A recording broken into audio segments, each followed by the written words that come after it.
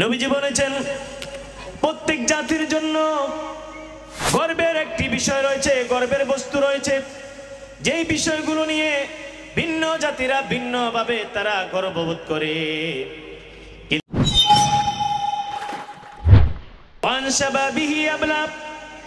যৌবনকাল সম্পর্কে কিয়ামতে একটি প্রশ্ন থাকবে। আজকে যারা আমরা বৃদ্ধ হয়েছি, যৌবনকাল আমাদের কাছে একদিন ছিল, আজকে আমরা হারিয়ে ফেলেছি। কথা বলেন ঠিক না? যারা শিশু আছি, কিশোর হাসি, কয়দিন পরে যৌবকের যৌবনে পদার্পণ করব। যারা এখন যৌবক আছি, যৌবনকালে আমরা পেয়েছি। নবীজি বলে, যুবক রে, তোমার যৌবনের তাড়নায় তুমি আল্লাহর ইবাদত বন্দেগী বাদ দিয়ে এদিক সেদিক ঘোরাফেরা করছো। মাহফিলে কোরআন হাদিসের আলোচনা হচ্ছে, তুমি আলোচনায় আসছো না। তোমার পুরা জীবন থেকে, তোমার পুরা হায়াত থেকে যৌবনটাকে আমি আলাদা করে কিয়ামতের দিন তোমাকে প্রশ্ন রাখবো তোমার প্রতি। ওয়াংশাবাবিহি ফিমা আবলা, বান্দা তোমাকে যেই যৌবনকাল দেয়া হয়েছিল, যৌবনকালটা তুমি কোন কাজে ব্যয় করেছো, আমাকে জবাব দিয়ে যাও।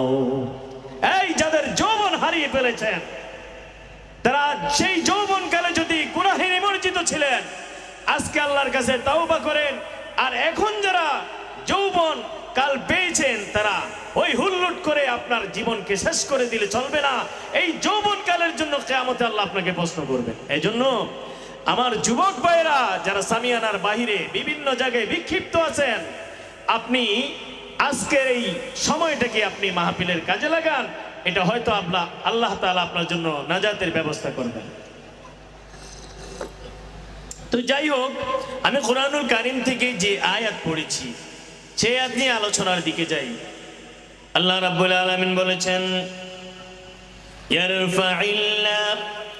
ইয়ারফাইল্লাহু আল্লাযীনা আমানু ওয়াল্লাযীনা উতুল ইলমা দারাজাত। আল্লাহ রাব্বুল আলামিন কোরআনুল কারীমের এই আয়াতের মধ্যে কি বলেছেন? আল্লাহ রাব্বুল আলামিন এই আয়াতে বলেছেন, তোমাদের মধ্যে যারা ইয়ারফাইল্লাহুল্লাযীনা আমানু, তোমাদের মধ্যে যারা ঈমান এনেছে। কি করেছে? ঈমান এনেছে। আমরা আল্লাহর উপর ঈমান এনেছি কিনা?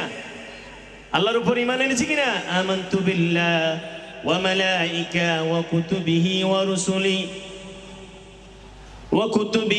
রুসুলিহি ওয়া শাররিহি ওয়া খায়রিহি ওয়া শাররিহি মিনাল্লাহি তাআলা ওয়াল বা'সি বা'দাল মাউত। এই সমস্ত বিষয়গুলো আল্লাহর উপরে, আমানতু বিল্লাহ ওয়া মালাইকা ফেরেশতাদের উপরে, ওয়া কুতুবিহি আল্লাহর কিতাবসমূহের উপরে, ওয়া রুসুলিহি রাসূলগণের উপর, ওয়াল কদরি খায়রিহি তাকদীরের ভালো মন্দ এগুলোর উপর, ওয়া শাররিহি ভালো মন্দ দুটার উপর, মিনাল্লাহি তাআলা আল্লাহ পাকের পক্ষ থেকে হয়, ওয়াল বা'সি বা'দাল মাউত মৃত্যুর পরে পুনরায় জীবিত হব। এই বিষয়গুলোর উপর আমরা ঈমান এনেছি। তো আল্লাহর উপর আমরা ঈমান এনেছি। ঈমান এনেছি কিনা? ইয়ারফাইল্লাহুল্লাযীনা আমানু, আল্লাহ বলে তোমাদের মধ্যে যারা ঈমান এনেছে, ওয়াল্লাযীনা উতুল ইলমা দারাজাত, এবং যাদেরকে আল্লাহ তাআলা ইলম দান করেছে, জ্ঞান দান করেছেন, আল্লাহ তাআলা তাদের মর্যাদা বৃদ্ধি করবেন। সুবহানাল্লাহ।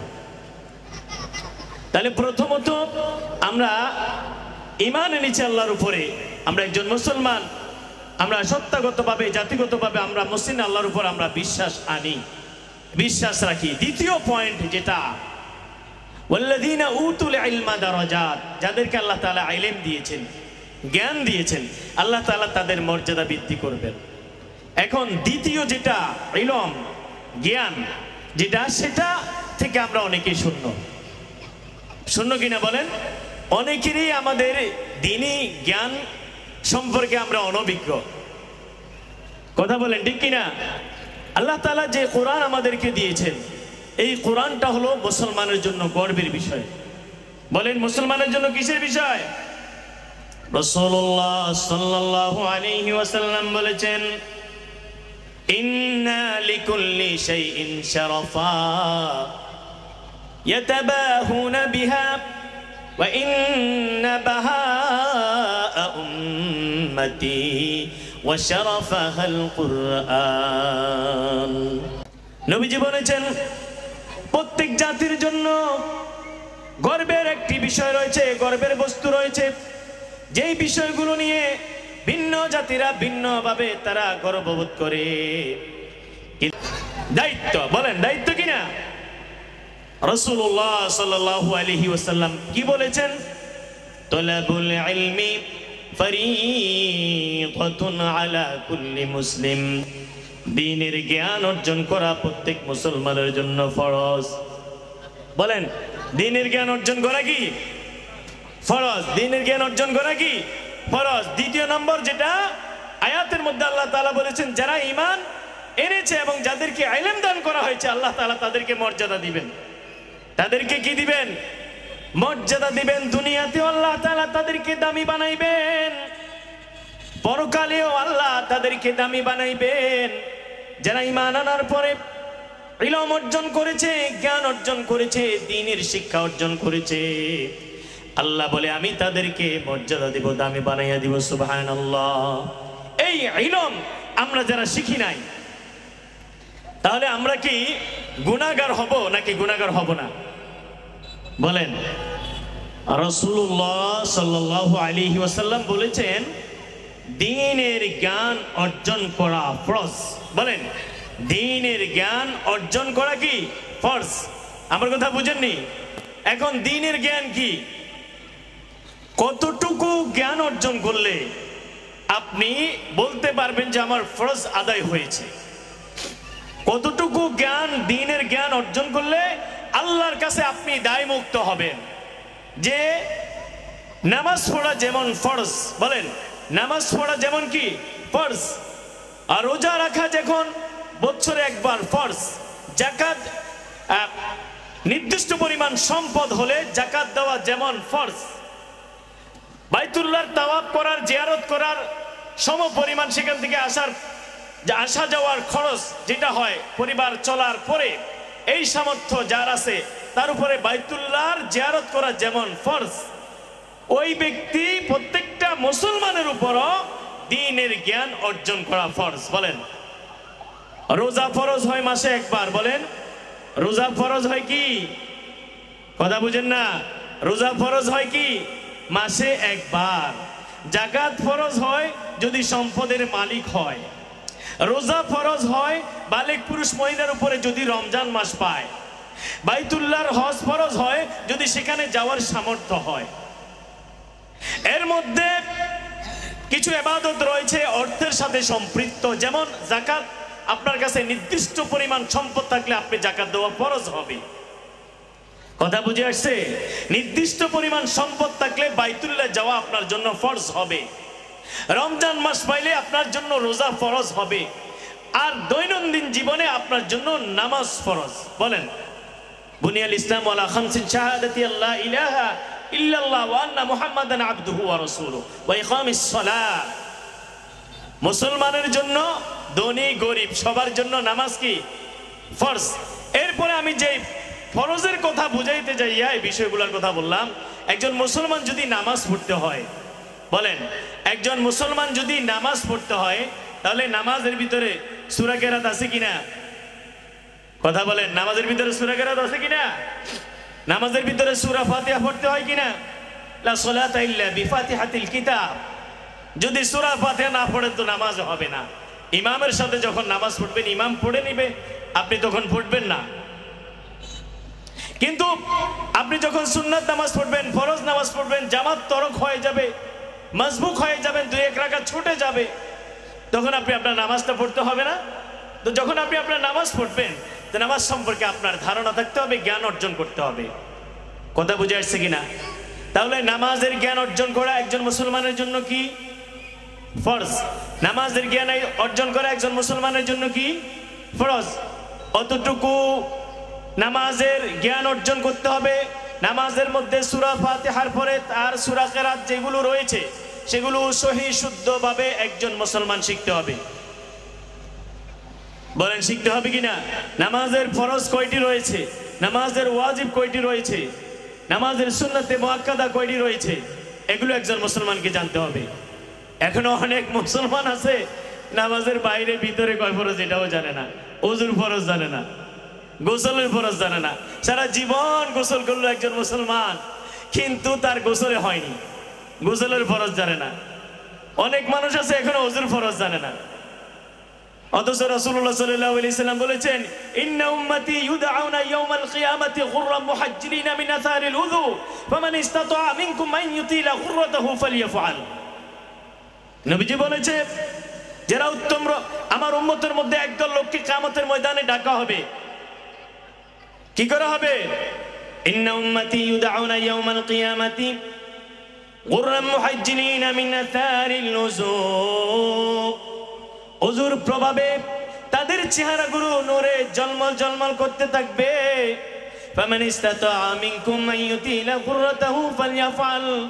নবীজি বলেছে, কিয়ামতের দিন যদি তোমার চেহারার মধ্যে নূরের আলো জ্বালাইতে চাও, নূরের চমক লাগাইতে চাও, তাহলে বেশি বেশি করে তুমি ওযু করতে হবে। প্রাসঙ্গিক কথা, ওযু জানতে হবে। বলেন, ওযু আপনি নামাজ পড়তে হলে ওযুর ইলম, ওযুর জ্ঞান আপনাকে অর্জন করতে হবে, হবে কিনা বলেন? তো ওযুর ফরজ জানতে হবে, এটা জানা ফরজ। গোসলের ফরজ জানতে হবে, এটা জানা ফরজ। কারণ গোসল যদি না হয় তার নামাজ হবে না, ওযু যদি না হয় তার নামাজ হবে না। কথা বুঝে আসছে কিনা? একজন মুসলমান ইস্তিনজা থেকে কিভাবে পবিত্রতা অর্জন করবে সেটা তাকে জানতে হবে। জানতে হবে কিনা? রোজা কিভাবে রাখতে হয় সেটা জানতে হবে। হ্যাঁ, হজ কিভাবে করতে হয়, হজে গেলে সেটা জানতে হবে। একজন মুসলমান তার দৈনন্দিন জীবনে যা যা দরকার, একজন মুসলমান হিসাবে তার মুসলিম সমাজে মুসলমান হিসেবে বসবাস করতে হলে যতটুকু ইলমে দরকার, যতটুকু জ্ঞান দরকার, অতটুকুই জ্ঞান শিক্ষা করা ফরজ। বুঝছেন? আমরা মনে করি কি আমার বাচ্চারে একজন হুজুর দিয়া কোরআন শরীফ শুধু শিখাই দিলে আমার দায়িত্ব শেষ। না, কোরআন শরীফ শিখতে হবে নামাজ পড়তে হলে, কিন্তু নামাজ পড়ার মাসাইল গুলো জানতে হবে। এগুলো কোথায় জানানো হয়? কোথায় জানানো হয়? মাদ্রাসাতুত তারবিয়া। বলেন, এই যে দ্বীনি প্রতিষ্ঠানগুলো রয়েছে এগুলোর মধ্যে রুরারি শিক্ষা রয়েছে, কিতাব বিভাগ রয়েছে, হেফজ বিভাগ রয়েছে। বিভিন্ন বিভাগে বিভিন্নভাবে একজন মুসলমানকে দৈনন্দিন জীবনে যা যা প্রয়োজন তা তা শিক্ষা দেন। শিক্ষা দেন কিনা? আপনি বড় আলেম হতে পারেননি, মুফতি হতে পারেননি, অসুবিধা নেই। আপনি মুহাদ্দিস হতে পারেননি, অসুবিধা নেই। আপনি মুফাসসির হতে পারেননি, অসুবিধা নেই। আপনি মসজিদের খতিব হতে পারেননি, অসুবিধা নেই। কিন্তু আপনি আপনার ধর্মীয় জ্ঞান যতটুকু শিক্ষা করা দরকার ছিল অতটুকু শিখেন নাই, অসুবিধা পুরা। তখন কি বলেন? অসুবিধা। আপনি সারা জীবন নামাজ পড়লেন, সূরা ফাতিহা পারেন না। মসজিদে মুসল্লিদের থেকে যখন সূরা ফাতিহা না হয়, যা অবস্থা তাদের। বৃদ্ধরা, মধ্যম বয়স্করা যেভাবে পড়ে, এরা কি মুসলমান? মুসলিম সমাজে এদের বসবাস ছিল, ওটাই অনুমান করা যায় না। হায় হায় আফসোস। কম্পিউটার চালাইতে পারে, বিমান চালাইতে পারে, সব কিছুর উন্নতি করতে পারে, কিন্তু একজন মুসলমানের ধর্মীয় জ্ঞান, কুরআন শিক্ষা করা যে ফরজ ছিল, এই জ্ঞানটা সে অর্জন করেনি, অথচ তার পুরা লাইফ শেষ। আরে ভাইয়া, আপনি যে ফরজ ইবাদতটা শিখেন নাই, আল্লাহ আপনাকে এই ফরজ তরক করার কারণে আপনাকে জিজ্ঞাসা করবে, ওরে বান্দা, তুমি ক্লাস 1 থেকে মাস্টার ডিগ্রি সম্পন্ন করেছো, ওকালতি শেষ করেছো, জজ ব্যারিস্টার হয়েছো, ডাক্তার হয়েছো, ইঞ্জিনিয়ার হয়েছো, কিন্তু যারা যারা নামাজে গেলে হুজুরের মুখের দিকে চেয়ে থাকো, আরেকজন মুসল্লিদের দিকে চেয়ে থাকো, কিভাবে সে হাত উঠায়, কিভাবে তাকবীর বলে, অথচ তুমি দৈনন্দিন জীবনে অনেক উন্নতির শিখরে পৌঁছে গেছো, কিন্তু মুসলমান হওয়ার পরেও তোমার দৈনন্দিন জীবনে ইবাদতের জন্য, অন্যান্য কাজগুলো করার জন্য যেই ইলমটুকু শিক্ষা করা দরকার ছিল সেটা তুমি শিক্ষা করো নাই। এখনো সময় আছে, এখনো সময় আছে। এখন যে যুগ, ইন্টারনেটের যুগ, ইউটিউবের যুগ, হ্যাঁ, বিভিন্ন চ্যানেল রয়েছে, ইসলামিক চ্যানেল রয়েছে। যারা শিখেন নাই তারা চেষ্টা করতে হবে, তাহলে আল্লাহর কাছে যাইয়া বলতে পারবেন যে আল্লাহ আমি চেষ্টা করেছিলাম। মান খারাজা তালাবিল ইলমি ফাহুয়া ফি সাবিলিল্লাহ হাত্তা ইয়ারজিআ। নবীজি বলে, কেউ যদি ইলম শিক্ষা করার জন্য, বলেন কেউ যদি ইলম শিক্ষা করার জন্য ঘর থেকে বের হয়, যতক্ষণ পর্যন্ত সে ঘরে আসে না ততক্ষণ পর্যন্ত সে আল্লাহর রাহে থাকে। বলেন সুবহানাল্লাহ। এবং হাদিস শরীফের মধ্যে আছে, যারা ইলম অর্জন করে, ইলম শিখে, তারা যখন রাস্তা দিয়ে হাঁটে, এই যে ছোট ছোট বাচ্চাগুলা রাস্তা দিয়ে যখন হাঁটে, রাসূলুল্লাহ সাল্লাল্লাহু আলাইহি ওয়াসাল্লাম বলেছেন, আল্লাহ পাকের নিষ্পাপ ফেরেশতারা এই কোরআনের জ্ঞান যারা অর্জন করে তাদের জন্য তাদের পরগুলো বিছিয়ে দেয়। সুবহানাল্লাহ। হ্যাঁ মিয়া, আপনার সন্তান অথবা আপনি যখন দ্বীনের জ্ঞান অর্জন করা শুরু করেন, ঘর থেকে বাসা থেকে বের হয়ে আসেন হুজুরের কাছে একটা সূরা শেখার জন্য, আপনি আল্লাহর রাস্তায়, আপনার জন্য ফেরেশতারা পর বিছিয়ে দেয়। সুবহানাল্লাহ। আপনার সন্তানটা যখন আসা যাওয়া করে বাড়িতে, তখন যাওয়ার পরে ফেরেশতারা তার পরগুলো আপনার সন্তানের জন্য বিছিয়ে দেয়। সুবহানাল্লাহ। সমুদ্রের মাছ আছে না, সমুদ্রের মাছেরা তালিবুল ইলমের জন্য দোয়া করে, গর্তের পিপিলিকেরা তালিবুল ইলমের জন্য দোয়া করে। সুবহানাল্লাহ কইবেন না? বলেন, জোরে বলেন তো দেখি। শীতের দিন জোরে গেলে একটু গা গরম হইব না? কোন হইব নি? বলেন তো জোরে বলেন সুবহানাল্লাহ। এই তো এবারে না জোরে হয়েছে, এবারে না শক্তি হয়েছে। সুবহানাল্লাহ বললে আল্লাহ তাআলা জান্নাতে আপনার জন্য ফল গাছ বানিয়ে দিবেন। আরে মিয়া, ফলের কেজি কত জানে? আপেল কিনে খান 250 টাকা 300 টাকা, কমলা কিনে খান আরো বেশি দাম। গরিবের জন্য তো দুষ্কর হয়ে গেছে 1 কেজি ফল কিনে খাওয়া, কিন্তু আপনি যখন পরপারে যাবেন শুধু সুবহানাল্লাহ বলবেন, সেখানে আপনার জন্য ফলের গাছ তৈরি। বলেন সুবহানাল্লাহ। আবার বলেন সুবহানাল্লাহ। আরে মিয়া, এগুলাই তো আপনার কাজে আসবে। আপনি যে ডিস্কো ড্যান্সার করতে আছেন, আপনি যে গান শুনতে আছেন, গানের ভিতরে লাগাই রাত কাটাতে আছেন, কোন সওয়াব আছেনি? বলেন আছে? তো যেটা বলতেছিলাম, আসেন আমরা লাইনে চলে আসি। দ্বীনি শিক্ষার কথা বলতেছিলাম। আল্লাহ তাআলা সম্মানিত করবেন দ্বিতীয় নম্বরে তাদেরকে যারা দ্বীনের জ্ঞান অর্জন করে। বলেন, যারা কি করে? কোরআন শিখে। তাহলে কোরআন শিক্ষা করা, দ্বীনের ইলম অর্জন করা কি বলেন? ফরজ। কতটুকু? যতটুকু আপনার মুসলিম সমাজে, আপনার মুসলমানের দৈনন্দিন জীবনে যে কাজ পালন করতে লাগে অতটুকু ফরজ। আপনি মনে করিয়েন না শুধু প্রাইভেট পড়ে কোরআন শরীফ শিখলে আপনার দায়িত্ব শেষ। না, আপনার অতটুকু জ্ঞান অর্জন করতে হবে। আপনার ছেলেকে বিয়ে করাচ্ছেন, ইসলাম কি বলে, ইসলাম কিভাবে বিয়ে করাইতে বলছে, ওই জ্ঞান অর্জন করা দুলার জন্য ফরজ। ওই জ্ঞান না থাকার কারণে দুলা বিশাল বিশাল গেট লাগায়, গায়ে হলুদ আর গায়ে মরিচের ব্যবস্থা করে, অথচ ইসলাম কিভাবে বিয়ে করার জন্য বলেছেন, কত সহজ করেছেন, সেই জ্ঞান তার নাই। আপনি যখন ব্যবসা করবেন, বলেন আমি দ্বীনের জ্ঞান অর্জন করতে হলে কতটুকু করতে হবে? আপনি ব্যবসা করবেন, ব্যবসা করা ইসলামে হালাল। আহাল্লাল্লাহুল বাইআ ওয়া হারামার রিবা। আল্লাহ তাআলা ব্যবসাকে হালাল করেছেন, আর সুদকে করেছেন কি বলেন? হারাম। তো ব্যবসাকে কিভাবে করলে আপনার ব্যবসাটা হালাল হবে সেটা আপনাকে জানতে হবে কিনা? এই জন্য অতটুকু জ্ঞান অর্জন করবেন, অতটুকু জ্ঞান অর্জন করা ফরজ। যতটুকু একজন মুসলমানের দৈনন্দিন জীবনে লাগে, অতটুকু জ্ঞান যদি কোনো মুসলমান নারী, কোনো মুসলমান পুরুষ যদি অর্জন না করে, আল্লাহ তাআলা তাকে কিয়ামতে ধরবেন যে বান্দা, তুমি ছোট থেকে বড় হওয়া পর্যন্ত তোমার দৈনন্দিন জীবনের সব কাজগুলো তুমি জানলা, শিখলা, কিন্তু নামাজ কিভাবে পড়ে সেই জিনিসটা তুমি জানলা না। বলেন, এর জন্য আল্লাহর দরবারে জবাবদিহি করতে হবে কিনা? যাই হোক, আমি এটা বলার উদ্দেশ্য হচ্ছে, আপনারা শিখেন নাই, আপনাদের যারা শিখেন নাই তারা বর্তমানে যে চ্যানেলগুলো রয়েছে, ইসলামিক চ্যানেলগুলো, সেখানে আপনারা প্রশ্ন উত্তর পর্বে যাইয়া আপনাদের জিজ্ঞাসাগুলো জানবেন, এবং আপনার পাশের মসজিদে যে ইমাম রয়েছে তার থেকে নামাজের মাসাইলগুলো জানবেন। আপনার নাতি মাদ্রাসায় পড়ে, নাতি থেকে শিখবেন যে আমাকে সূরা ফাতিহা শিখাও। শিক্ষার কোনো বয়স আসেনি? শরম লাগে, কি লাগে? দেখবে না, এটা দেখেননি? বুড়া গল্লা আছে, দেখেননি? ও মা, আপনারা মনে হয় মোবাইলে কিছু দেখেন না কেন? তাহলে তো আপনারা বহুত বড় বুজুর্গ যে মোবাইল দেখেন না। মোবাইলে দেখেন না বুড়া বল ড্যান্স মারে দেয়, দেখেননি? ভাইরাল বুড়া, ড্যান্সের বুড়া, এরকম। এগুলোতে লজ্জা করে না, কিন্তু যখন আপনাকে বলি সূরা ফাতিহা শিখেন মুরব্বী, সূরা ফাতিহা বলেন, আবার এবারে মুরব্বী বললেও তো ঝামেলা, এটা তো একটা বর্তমানে একটা অপশন। যাই হোক, এই যে দ্বীন শিখাতে, এটাতে কোনো লজ্জা নেই, আছে কিনা? দোলনা থেকে কবর পর্যন্ত একজন মুসলমানকে শিখতে হবে দোলনা থেকে কবর পর্যন্ত কেউ যদি শিক্ষা করে তারপরেও তার শিক্ষার বাকি থেকে যাবে। রাসূল বলেছে seek education from cradle to death. দোলনা যখন জন্ম হবে মৃত্যু অবধি খাটিয়ায় ওঠার আগ পর্যন্ত তোমাকে জ্ঞান অর্জন করতে হবে। বলেন অর্জন করতে হবে না? আমরা বলি না শিক্ষা জাতির মেরুদণ্ড। শিক্ষা জাতির কি?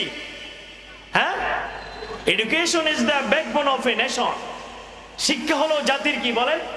মেরুদণ্ড। কিন্তু কোন শিক্ষা জাতির মেরুদণ্ড?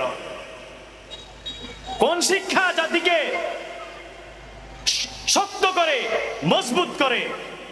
সেই শিক্ষাটার নাম হলো কোরআনের শিক্ষা। বলেন কিসের শিক্ষা? কোরআনের শিক্ষা, হাদিসের শিক্ষা। আপনি কোরআন শরীফ শিখে দ্বীনের জ্ঞান অর্জন করে আপনার ছেলেকে আপনি হাফেজ বানিয়ে আলেম বানিয়ে আপনি তাকে কলেজ ভার্সিটিতেও পড়ান, কোনো সমস্যা নেই। আছে কিনা? যেখানে তার ফরজ লঙ্ঘন হবে না, যেখানে যে সে সন্ত্রাসী হবে না, লুণ্ঠনকারী হবে না, আত্মসাৎকারী হবে না, যেখানে যে সে চোর হবে না, ডাকাত হবে না, মানুষকে খুন করবে না, ঘোর ডাকাতি করবে না, চুরি করবে না, চিন্তাই করবে না, রাহাজারি করবে না, সেই শিক্ষা প্রতিষ্ঠানে আপনার ছেলেকে দিয়ে আপনি অন্যান্য জাগতিক শিক্ষাগুলো অর্জন করান। তাছাড়া বর্তমানে আপনার জাগতিক শিক্ষাগুলো এই যে প্রাইভেট মাদ্রাসা, মাদ্রাসাতুত তারবিয়া, এখানে আছে কিনা?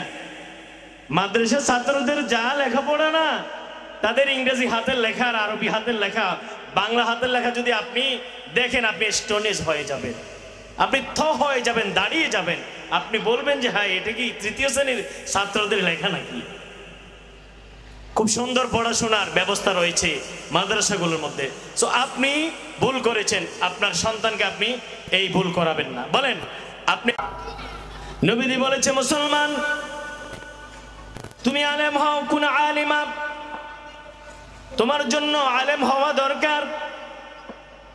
যদি তুমি আলেম হতে পারো নাই, শিখতে পারো নাই, আও মুতাআল্লিমা, আলেমের ছাত্র হয়ে যাও। ছোটকালে শিখো নাই তো কি হয়েছে? ভুল করে ফেলেছো, তখন শিক্ষার এত প্রসার ছিল না। আজকে যে 3 বছরের বাচ্চাকে আপনি ব্যাগ কাঁধে তুলে আপনি ব্যান গাড়িতে উঠিয়ে দেন, তখন এমন ব্যবস্থা কি বলেন ছিল না? এমন ব্যবস্থা তখন কি ছিল না? তো আপনি আলেম হতে পারেন নাই, হয়তো আপনি বলেন মা বাবা শিক্ষা করে নাই, কিন্তু আপনার এই প্রযুক্তি আপনাকে শিক্ষা করার সুযোগ করে দিয়েছেন। বলেন সুযোগ করে দিয়েছেন কিনা? যাই হোক, হযরত চলে আসছেন, তিনি আলোচনা রাখবেন। আমি শুধু আপনাদেরকে এতটুকুই বলবো, আপনারা যারা দ্বীনের জ্ঞান অন্বেষণ থেকে, দ্বীন শিক্ষা থেকে আপনারা যারা দূরে রয়ে গেছেন, আপনারা দ্বীনের শিক্ষা অর্জন যারা করেন নাই, আপনারা দ্বীনের শিক্ষা অর্জনের জন্য আপনাদের চেষ্টা চালিয়ে যাবেন এবং আপনাদের সন্তানদেরকে মাদ্রাসাতুত তারবিয়াতে ভর্তি করাবেন। আল্লাহ তাআলা আমাদেরকে দ্বীনের জ্ঞান অর্জন করে দ্বীন অনুযায়ী আমাদের জীবন যাপন করার তৌফিক দান করেন। সকলে বলি আমিন।